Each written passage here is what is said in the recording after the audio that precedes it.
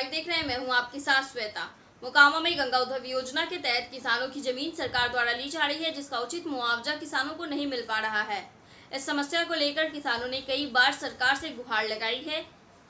किसानों की समस्याओं को सुलझाने के लिए मोकामा प्रखंड के औटा स्थित किसान भवन में भूमि उप समाहर्ता के निर्देश पर कैंप लगाया गया। इस कैंप में जिलाधिकारी के निर्देश पर मंगलवार को बाढ़ अनुमंडल एसडीओ सुमित कुमार ने औटा किसान भवन पहुंचकर किसानों की समस्याओं को जाना और नियमानुसार विहित प्रपत्र देने की बात कही, ताकि किसानों को उचित मुआवजा मिल सके।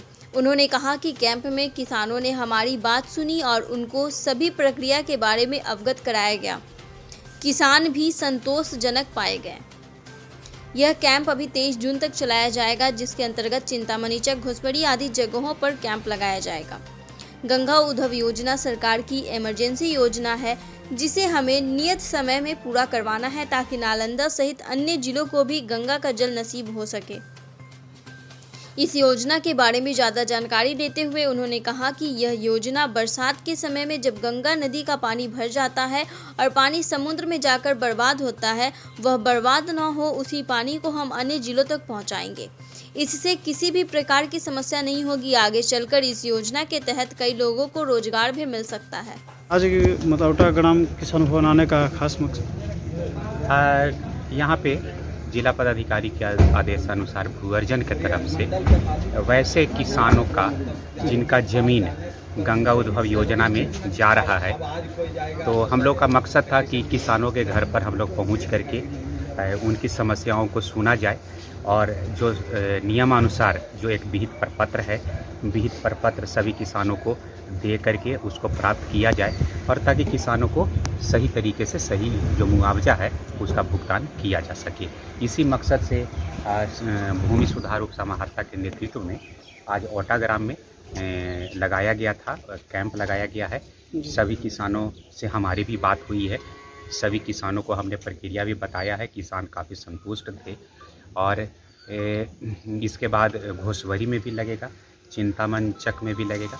इस तरह से आज 15 तारीख है, 15 से लेकर के 22 से 23 तारीख तक कंटिन्यू कैंप का काम चलेगा, ताकि गंगा उद्भव जो योजना है वो सरकार का एक इमरजेंसी कार्यक्रम है और एक लक्ष्य है कि नियत समय में उस कार्यक्रम को हम लोग पूरा करवाएं, ताकि यहाँ का मोकामा क्षेत्र का गंगा का जो पानी है वो राजगीर, नालंदा एवं अन्य जिलों तक पहुँच सके।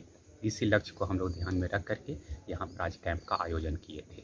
सर, इससे कई मोकामा के कई लोग डर भी रहे हैं कि अगर यह योजना के तहत में अगर पानी गंगा का पानी जाती है तो मोकामा के लोगों को भी परेशानी का सामना करना पड़ेगा।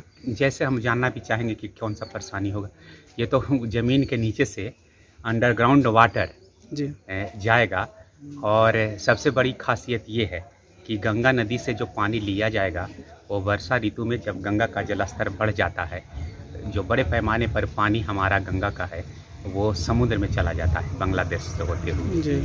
तो वो जो बर्बाद होने वाली जो पानी है, उसी पानी को गंगा नदी से लिया जाएगा और सूखे क्षेत्रों में पहुंचाने का काम किया जाएगा।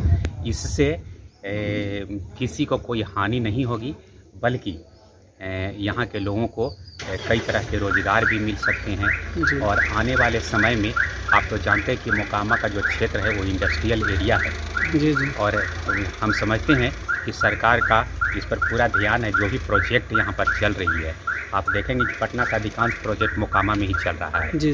चाहे राजेंद्र सेतु पुल हो, राजेंद्र सेतु पुल के पश्चिम साइड में रेलवे ब्रिज बन रहा है, पूरब साइड में सड़क ब्रिज बन रहा है, यहाँ पर 4 लेन का निर्माण हो रहा है। गंगा उद्भव योजना का आपका केंद्र बिंदु है। तो विकास विनाश के लिए नहीं है, बल्कि आम जनता के सहयोग के लिए, आपके कल्याण के लिए है। ठीक है।